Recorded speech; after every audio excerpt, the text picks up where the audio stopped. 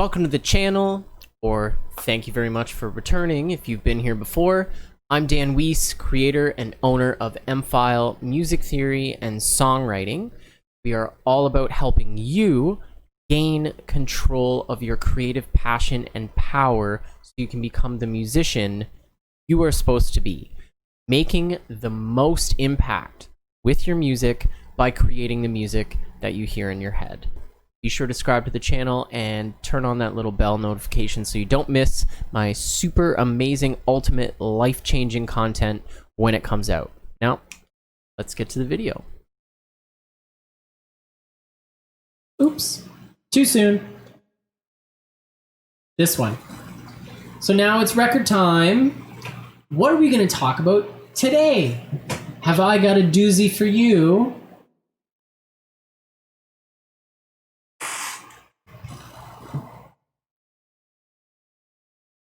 Possibly my favorite Beatles album, Revolver. 1966, this album came out. This was a transition period for the Beatles. As you can tell from the insanely trippy album cover. Now, people often misidentify Sgt. Pepper as the acid album for the Beatles because it was far more famous. This is the acid album. John Lennon even said as much. Often. There was a lot of controversy around the time that this album came out in 1966. You may have heard about when John Lennon was being asked about the fame of the Beatles, and he made a comment about how it was ridiculous, and it was like people thought they were bigger than Jesus. So the entire United States of America, who has a bit of a religious zeal problem, and also an aversion to poetic devices, like a simile, a comparison using two things, linking them together with like or as. People went apeshit. There were Beatles burnings. You can look this up. People went into the streets, organized events by radio stations and churches, and they started a big fire in all these towns and would throw Beatles records in.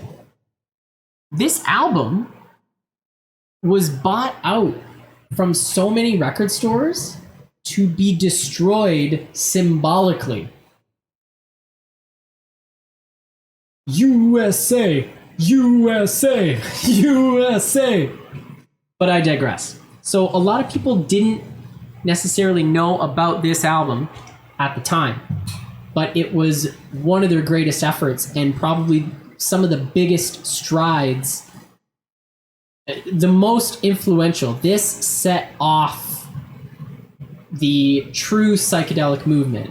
It was happening, it was gaining root in 1965, and you could hear it happening on their previous album, Rubber Soul. The thing about this was, John and George were out for tea and drinks with their dentist friend, who they called Dr. Robert, who has a song named after him on this album, and he spiked their tea with acid.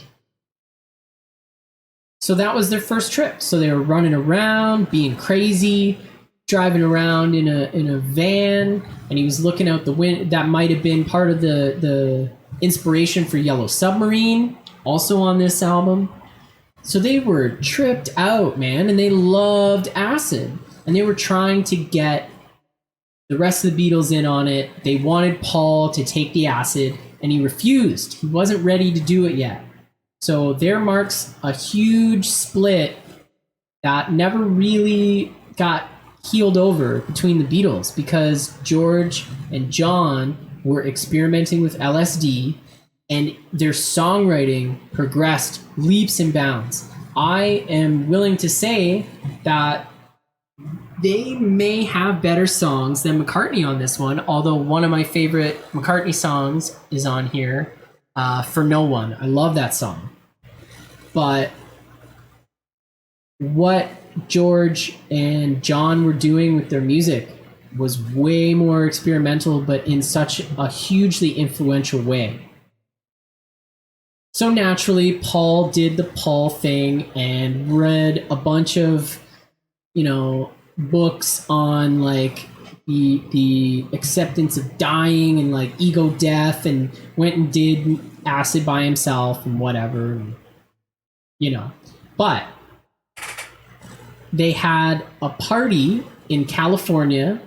They rented a mansion and they wanted to get a bunch of famous people together and just have a big crazy acid party.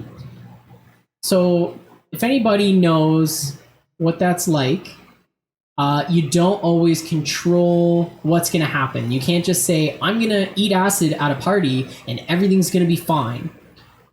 So they ended up cornered in the backyard, John and George, by, who was it? It's like Paul Newman or Peter Fonda, some like famous actor from that time cornered them in the back and was wasted on like whiskey or something. And he was just that drunk, belligerent guy at the party who wouldn't stop going on about this story about how they had a near-death experience as a child. They were like, I was dead. I know what it's like to be dead. And they were just like trapped because they're tripping balls and they couldn't be like, fuck off, you're ruining the mood, because they were just melting. So there's a really great song on here that's called She Said, written by John. And the lyrics are inspired by these things that just kept being cyclical. And it's awesome because she said, that's cyclical. And it's that feeling of tripping balls, getting caught in almost a time loop.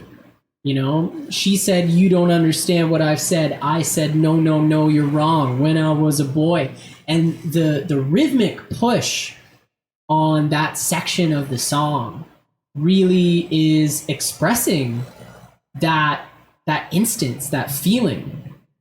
It's amazing. And I mean, there's a lot of other really cool songs on here, but this is my record pick for today. If you don't know, now you know.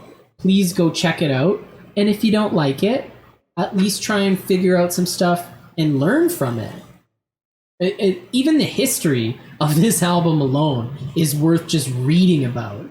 So that is my suggestion for this week. 1966, The Beatles, Revolver. And look at that album cover. Meticulously cut out pictures coming out of their hand-drawn heads. It looks so fucked. And the eyes are real. And the lips, like it's so unnerving and weird, and definitely the Acid album. If you want to learn more about any of the topics discussed on today's episode, or if you'd like to expand your horizons so you can make the most amount of impact with your music, please be sure to check us out at mfile.ca.